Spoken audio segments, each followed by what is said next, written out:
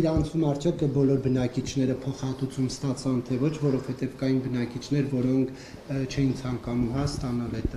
կառավարության կողմից տրվող գումարները։ Ուրեմն դուք գիտեք, որ այդ փոխհատուցման process-ը կառավարության գաղտնի որոշումով է իրականացվել, հավաստիացնում եմ ձեզ, որ 90% ստացել է այդ փոխհատուցումները։ Իսկ այն քիչ տոկոսը ինչով է պայմանավորված։ Քիչ տոկոսի պայմանավորված են նաև որոշակի տեխնիկական խնդիրներ կան, ժառանգության խնդիրներ կան այդ process-ի մեջ։ Պարոն Ղազարյան,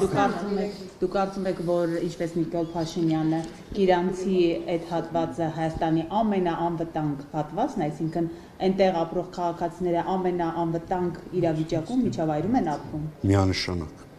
Այսինքն որ ուղիղ իրախում են մոտ են ադրբեջանցիները դա անվտանգության երաշխիք։ Ժողովուրդ ջան, այսօր դուք տեսաք, ասենք աշխարհի մի ծայրից մի ծայրին խփում են, ասենք այդ տարածությունն է խնդիրը, ես չեմ հասկանում։ Ես չեմ կարծում, որ դուք տենց եք մտածում, ուղղակի հարցատալիս եք։ Թիրախում եք դպրոցը։ Նման բան չկա, ուրեմն ես ձեզ հավաստիացնում եմ, Կիրանց գյուղից ոչ մի մարդ դուրս չի եկել։ Կիրանց գյուղում այսօր 16 միլիոն սահմանամերձ բնակարանության ծրագրով 55 նոր բնակարան է կառուցվում, բնակելի տուն։ Միայն Կիրանցում։ Միայն Կիրանց։ Այո։ 55, ճիշտ է։ 55։